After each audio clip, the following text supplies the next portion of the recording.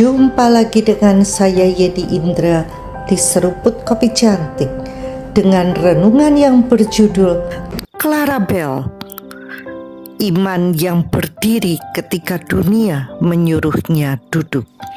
Kadang hidup menempatkan seseorang di posisi yang tidak adil, di ruang di mana harga diri diuji dan iman benar-benar ditantang. Itulah yang dialami Clara Bell Drysdale Williams, seorang wanita kulit hitam yang lahir pada tahun 1885 di Amerika Serikat, di mana warna kulit menentukan peluang seseorang pada masa itu.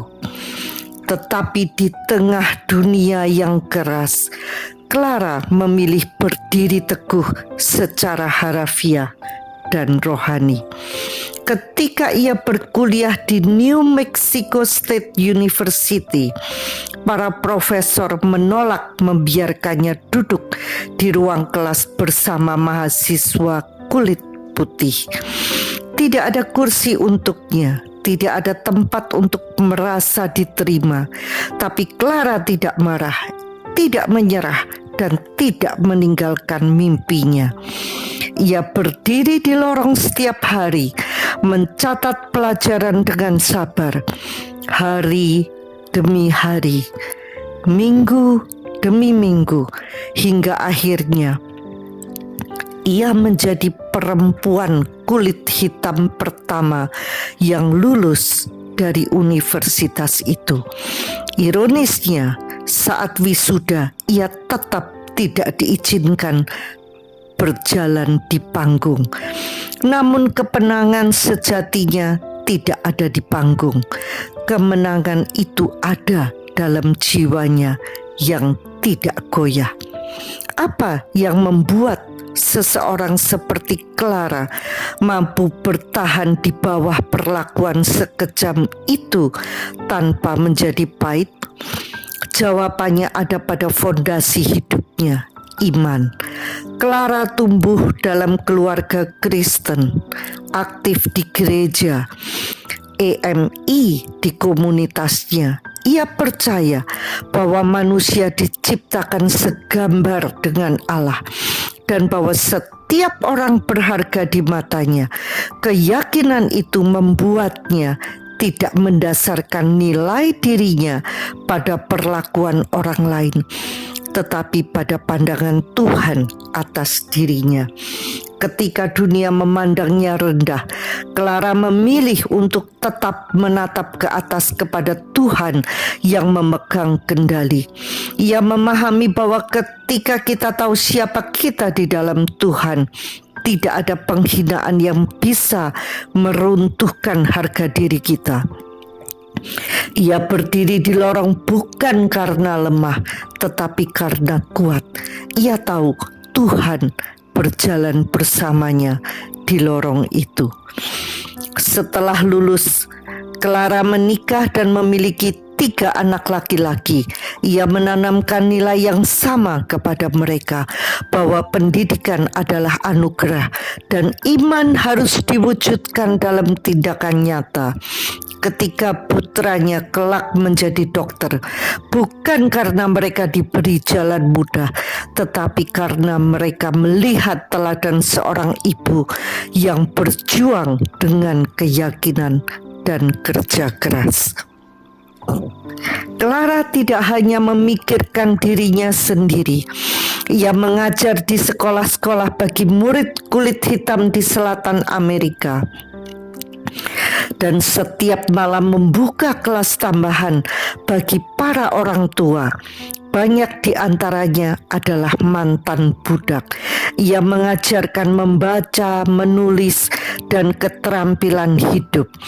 Tetapi yang lebih penting, ia menanamkan rasa harga diri.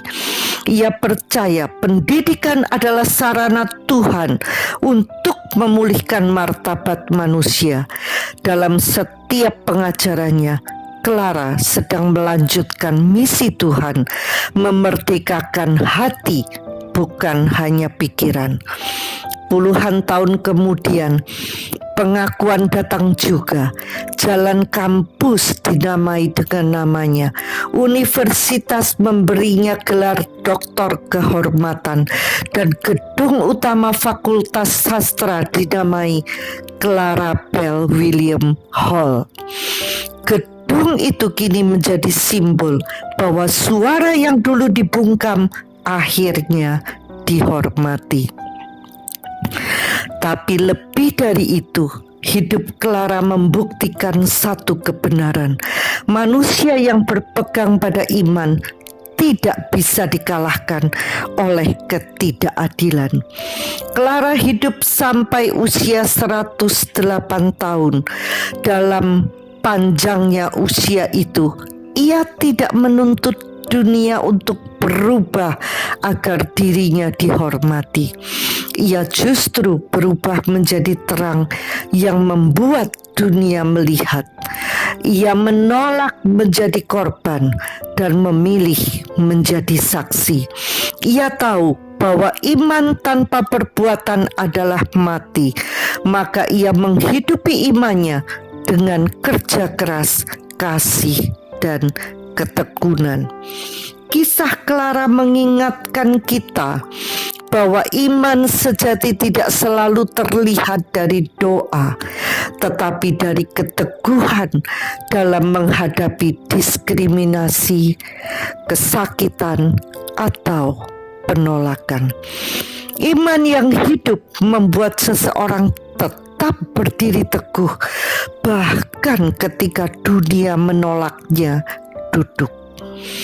Ketika kita menghadapi situasi yang tidak adil, mungkin kita tidak bisa mengubah keadaan seketika, tapi kita selalu bisa memilih untuk tidak menyerah. Karena kemenangan bukan ditentukan oleh posisi kita hari ini, tetapi oleh keberanian kita untuk tetap percaya kepada Tuhan yang tidak pernah meninggalkan kita. Sampai jumpa di episode berikutnya bersama Yeni Indra di Seruput Kopi Cantik. Tuhan memberkati.